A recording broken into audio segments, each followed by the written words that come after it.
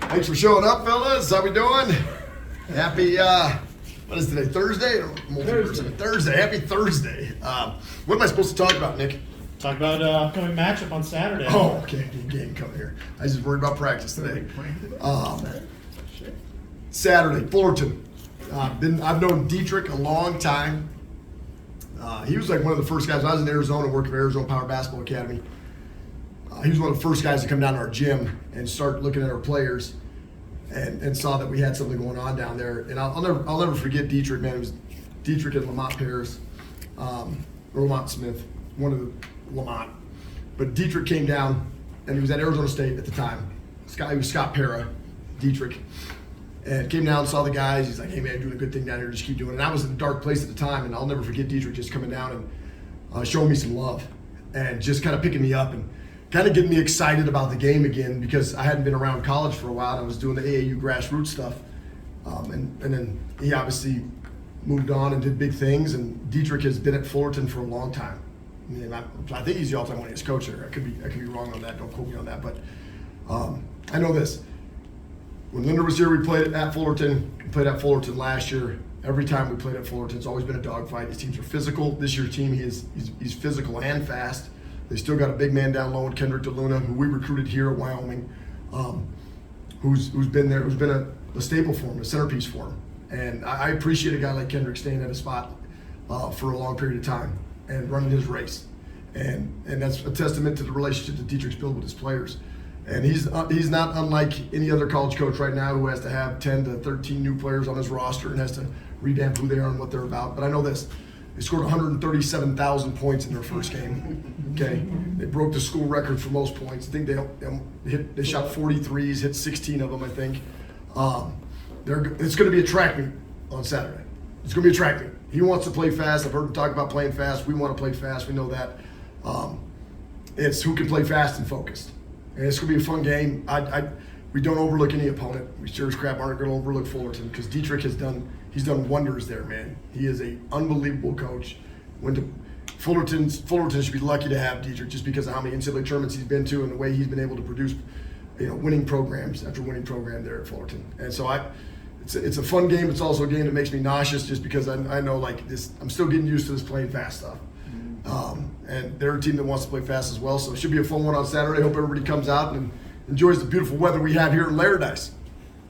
Sundance, you said you enjoyed the win the other night, but not the process of how you got there. How did the guys respond to celebrating, then getting into a scout, into practice, preparing for another opponent? Yeah, I think this is like one of those places where coaches are a little bit weird in this sense, right? Winning cures all things, all the, just win, baby, Al Davis Raiders stuff. It's how you win. We talk about it's not who you play, it's not where you play, it's not when you play, it's how you play. And the process of the how we get there, our process, it has to feel right for me to sit there and say, you know what, our guys did what we were supposed to do. And now our process is getting better. So I shouldn't just sit there and say I wasn't extremely pleased.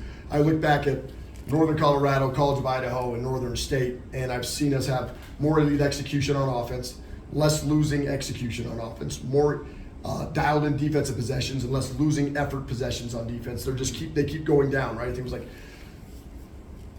33 losing effort possessions against Northern Colorado.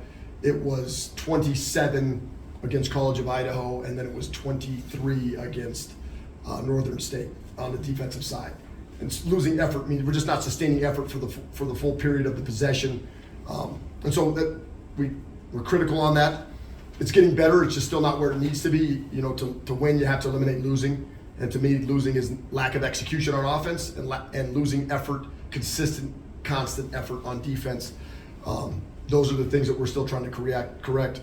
Winning plays have stayed the same. We're missing way too many layups. We're not finishing through physicality still well. We've been working on that this week as well. It's just been an emphasis, what you were bad at, Dick Bennett's rule, what you were bad at yesterday must correct today, what you were bad at last week, we must overemphasize this week to make sure that we're trying to correct those things. And so the process of pace is good.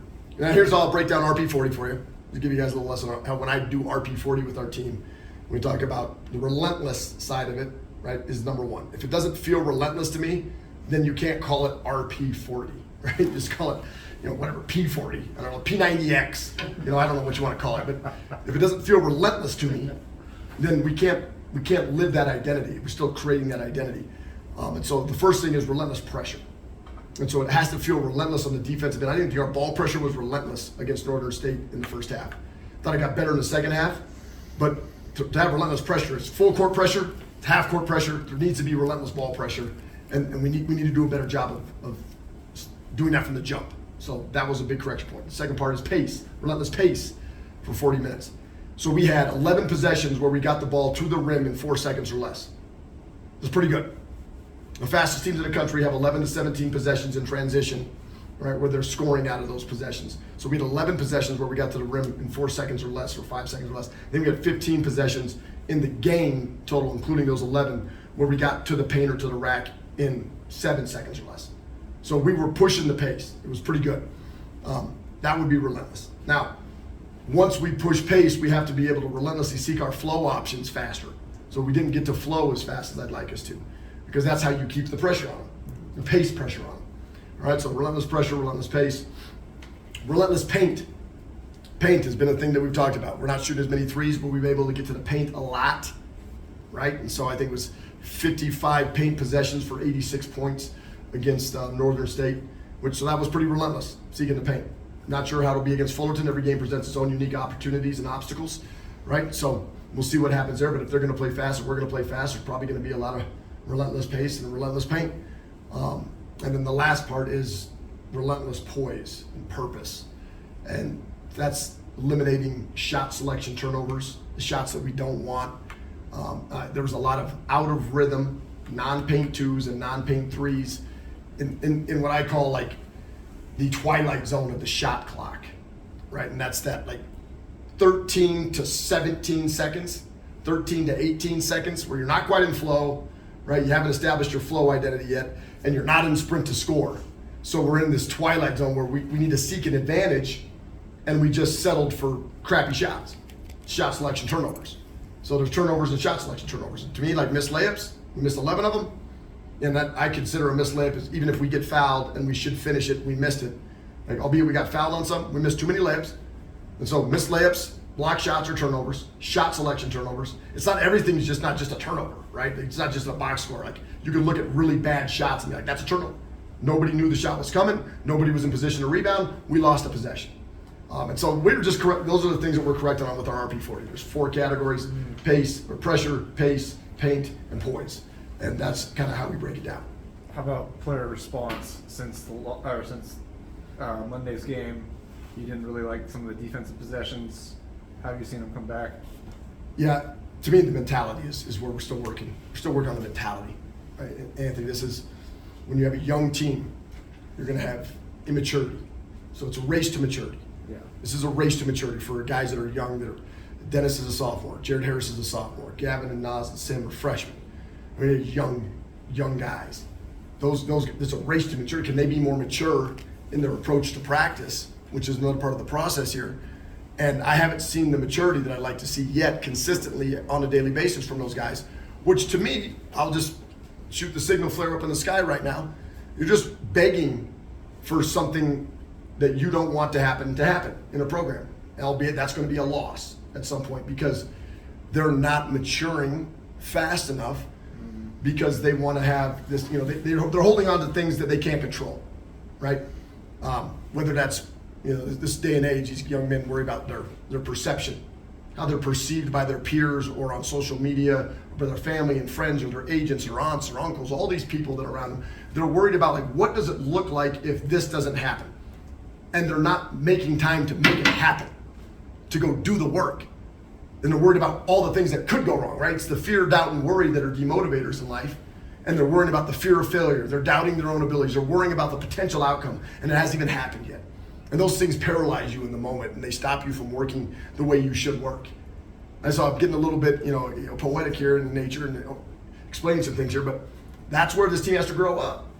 They have to stop worrying about everybody else's perception of them and worry about what we're doing in our circle and stop worrying about what could happen. I could play 10 guys, but it could be a completely different rotation on Saturday that I played on, whenever we played Northern, Monday.